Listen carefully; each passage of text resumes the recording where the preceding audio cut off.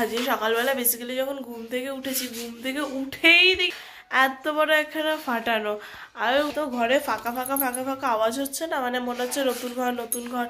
Main কথা জিনিসপত্র অনেক কিছু সরিয়ে দেওয়া হয়ে গেছে, তারপর ঘরও ফাটানো ফুটানো হয়েছে পুরো, মানে সেই মনে হচ্ছে নতুন ঘরে কথা বলছি, নতুন ঘরে কথা বলছি, এরকম একটা ফাঁকা আওয়াজ হচ্ছে। তো চলো এখন যাবো ছাদে, ছাদের ওগুলোতে জল দিয়ে আসি, কারণ আজকে ঢালাইয়ের কথা আছে। এখন মিস্ত্রি ঢুকলে, মিস্ত্রিদের কথা তো বলা যায় না, মিস্ত্রি ঢুকলে তখন শিওর হবো যে না আজকে ঢালাই হবে। তো চলো আগে গিয়ে ছাদে জলটা দিয়ে আসি। তো ছাদে মিশে গেছি, এখন বাজে প্রায় 7:30 বাজে। আর এখন ছাদেগুলোতে জল ঢলগুলো দিয়ে দিই, জল ঢলগুলো তারপর এত গা হাত পা ব্যথা হয়েছে না, মানে কালকে তো মায়ের বিভৎস গা হাত পা ব্যথা ছিল, এতবার করে ওঠা নামা এসব করতে হয়েছে। আর ইদানিং করে খুব দেখছি মানে গা হাত পাগুলো এতবার সিঁড়ি দিয়ে ওঠা নামা করা অভ্যাস নেই, তো গা হাত পাগুলো খুব ব্যথা হচ্ছে কেন জানি না। কালকেরও যতগুলো রাবিশ বেরিয়েছে সব ওখানটার মধ্যে ফেলা হয়েছে, ওখানটার মধ্যে এখন একটা উঁচু ঢিবি হয়ে গেছে রাবিশের। বেশি ভগভগ না করে আমি আগে জলটা দিয়ে দিই, আমার কাজটা সেরে নিই, তারপর আবার তোমাদের সাথে দেখা করছি।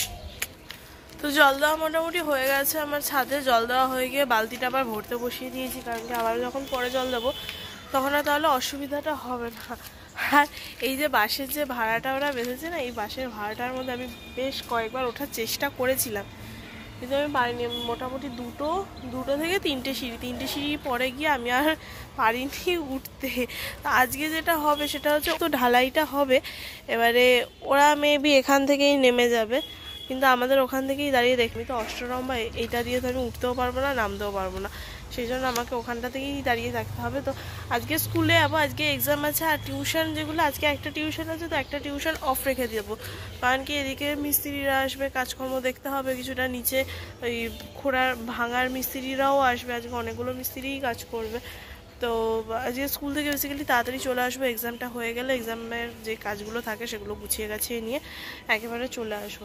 দেখতে দেখতে লেবু গাছটা আর কারি পাতা গাছটাও বেশ বড় হয়ে যাচ্ছে। পাতা গাছটা না অদ্ভুত দেখছি, শীতকাল যখন এসেছিল পুরো পাতাগুলো পুরো আর কোনো পাতা ছিল না, এমনিতেই গাছটা তো ছোট্ট ছিল আগের বার, মানে যখন পোঁতা হয়েছে গাছটা একদম ছোট্ট মতো ছিল, এবার শীতকাল দিয়ে হয়ে গেছে পুরো পাতাগুলো একদম ভ্যানিশ হয়ে গেছে। আনলাম গাছটা তো আর হবেই না বোধহয়, যেই গরমকাল মানে গরমটা পড়েছে সাথে সাথে দেখি গাছের পাতা পুরো ছেড়ে দিয়েছে, এতটা পাতা ছেড়েছে আমি বেশ কয়েকদিনের মধ্যেই এতগুলো পাতা মানে পুরো ফরফর করে উঠে গেছে। আর লেবু গাছটা তো আগে থেকেই বড় হচ্ছিল, অনেকটা করেই বড় হয়েছে, লেবু কবে হবে জানি না, কিন্তু লেবুর পাতাটাতেও কাজে লাগবে, এটাই হচ্ছে কথা। তো যাই হোক এখন নিচে যাই, নিচে গিয়ে দেখি বাচ্চা কাচ্চা এসেছে নাকি, আর তারপর নিচেও অনেকগুলো কাজ আছে, তো নিচে যাই, নিচে গিয়ে সেই সব কাজকর্মগুলো সেরে নিই, তারপর রেডি হয়ে আজকে যেতে হবে স্কুলে। রবিদাদের আম গাছে দেখো আমগুলো বড় হয়ে গেছে, আর আমগুলো না বেশিরভাগ এই দিকটা দিয়ে হয়েছে, ওদের গাছটা ওদিকেও ছড়ানো, কিন্তু এদিকটা অতটা হয়নি, এদিকটা হয়েছে কারণ বিজু বাবা দিয়েছিল, মানে মুকুল হওয়ার আমের গুটি বাঁধার আগেই স্প্রে দিয়েছিল, এবার স্প্রে দেওয়ার জন্যই মেবি এদিকটায় বেশি ফলন হয়েছে। পোকা ধরে যায় না, ওই পোকার জন্য স্প্রে দিয়েছিল, আর স্প্রে যেই সাইডে স্প্রে দেওয়া হয়েছে সেই সাইডেই আমগুলো ধরেছে, আর নাহলে অন্য সাইডে অত আম ফামগুলো ধরে না। আমি ভালো হয়েছে, আমি বলছি আমি এখান থেকে আম পেড়ে নিয়ে চলে যাবো।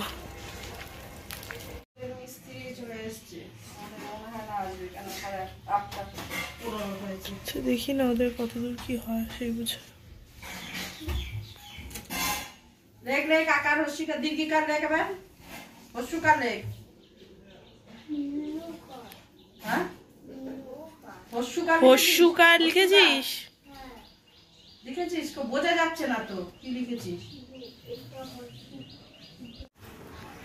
এখন বাজে প্রায় 9:45, আমার স্নানটা তো আজকে তাড়াতাড়ি করে নিয়েছি, স্টুডেন্টরা আসার আগে আমি স্নানটা করে, ওরা এসে বসেছিল আমিও স্নানটা করে নিয়েছি, কারণ মিস্ত্রিরা ঢুকে গেলে অনেক অসুবিধা হয়েছে। আজকে ঢালাই দেওয়ার কথা ছিল এটা বললো, কিন্তু আজকে মিস্ত্রি পুরোপুরি ঝুলিয়ে দিয়েছে, ঢালাই আজকে দেবে না মিস্ত্রি, কারণ মিস্ত্রি পায়নি, মানে মিস্ত্রির হাজার একটা প্রবলেম। যাই হোক আজকে ঢালাই হবে না, বা ঢালাইটা কবে হয় কাল কি পরশু দেখা যাক এখন কবে কি হয়। আর এখন আমার পেয়ে গেছে প্রচণ্ড জোর খিদে, তো মাকে বললাম যে আমাকে একটু খেতে, মা বললো যে কালকে রাত্রিবেলার এটা পান্তা ভাত করে রেখেছিল, এখন যেহেতু গরম করে আছে ভাত এক্সট্রা থাকলেই মা পান্তা করে রাখে, পান্তা ভাত, আর পান্তা ভাতের সাথে আজকে খাবো হচ্ছে পেঁয়াজ কুচি আর একটা চানাচুর দিয়ে পান্তা ভাত খেতে আমার হেভি লাগে, তোমাদের ভালো লাগে অবশ্যই বলো। ওদিকে কানে গেছে প্রায় বাবারে। হ্যাঁ তারপরে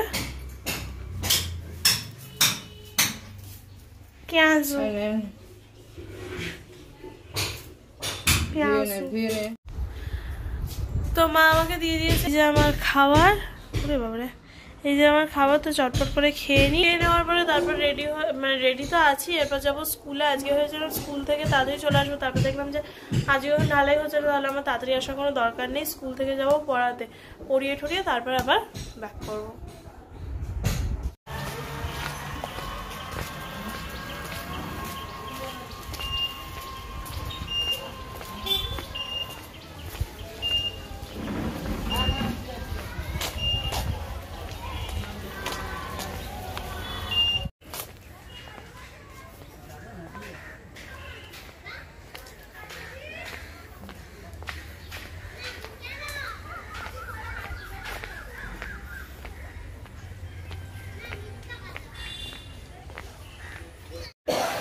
ফাইনালি এখন বাজে প্রায় 6টা, আর এখন আমি বাড়িতে চলে এসেছি। বাড়িতে এসে দেখি পুরো হ্যাঁ বন্ধ হয়েছে। এই যে এই দেওয়ালটা পুরো ভাঙা হয়ে গেছে, এখানটা তো কালকেই ভাঙা হয়ে গিয়েছিল, ওই দেওয়ালটাও পুরোপুরি ভাঙা হয়ে গেছে, এখানটা ভাঙা হয়ে গেছে। আর কি কি ভেঙেছে, ও ফ্রিজের এই সাইডে পুরোপুরি দেওয়ালটা ভাঙা হয়ে গেছে, এখানে ভাঙা হয়েছে, এখানে ভাঙা হয়েছে, তাতার ঘরে আর কোথায় কোথায় কি কি, ওখানটা ওই যে ওগুলো তো এরা কালকেই ফাটিয়ে দিয়েছিল।